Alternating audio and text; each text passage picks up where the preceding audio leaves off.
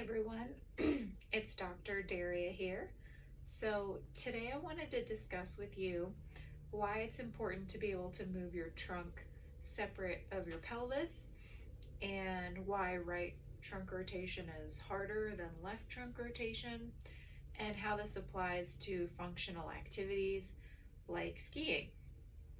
So when we are in the human pattern, because of our anatomy, we tend to prefer having our weight through our right leg and our right hip a little bit back with the left foot a little in front. So most people stand like this, or if they stand on their left leg, they kind of pop their hip out. So you can see how my center of mass is still over my right side. Because our pelvis is always naturally turning to the right, to bring ourselves to face forward, we compensate by bringing our trunk back around to the left. And that's where we see that classic pattern of left ribs flaring, right ribs more tucked in, right shoulder dropped. So if you look on yourself, you might notice your right shoulder is more dropped, or if you're lying down on your back, you might notice that your left ribs kind of pop up more than your right ribs. And there's lots of different variations on this depending what other compensations or layers people have on top of that, but that's the most basic pattern that we all have underlying everything else. So when you're skiing, you're needing to turn your pelvis one way, and then as you're going the other way, you're sort of almost initiating that turn with your legs and your upper body following. So as the hips initiate, the torso is going one way, and then as you make the turn, your pelvis goes and your torso has to be able to follow that.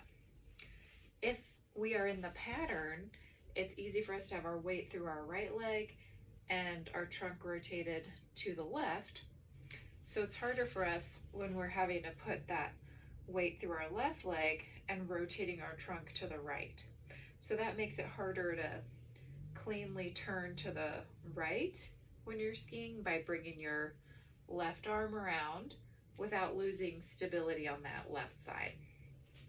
So I want to share with you a really super simple technique that you can even try if you have a break between runs on the slope or when you're at home, and just notice if it changes your skiing. So the first thing we're going to do is practice getting our weight through that left leg. So you put your right foot a little in front of your left, not a lot, just slightly, so my heel is still in line with my toe about.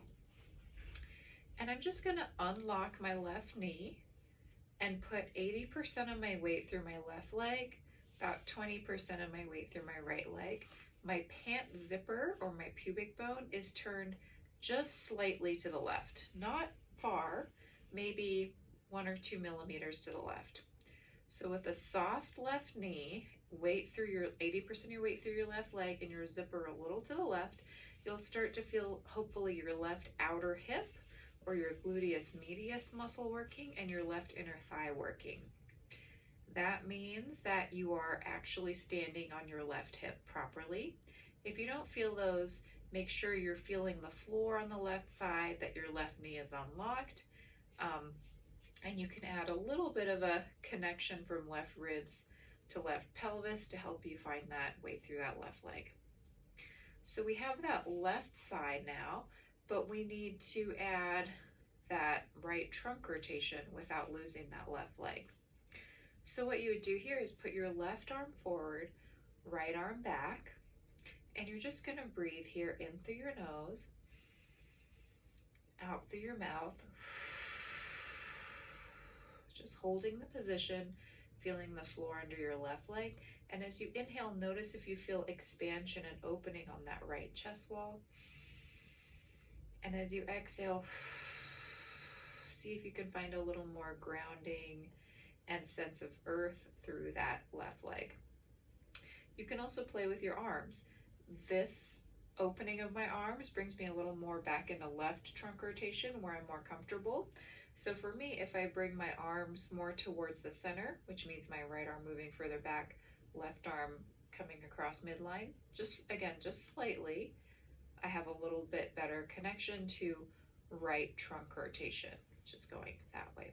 So you can just try that and hold for about 3 to 4 breaths. In through your nose, opening right chest wall, out through your mouth,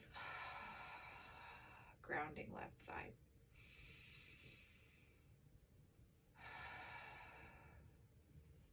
And once you've done about 4 to 5 breaths of that, just take a break, and you can repeat that 4 more times for about 4 breaths. So something for you to try. If you try it and you have noticed some changes with it or not, leave me a message in the comments, and I look forward to hearing from you. Thank you so much.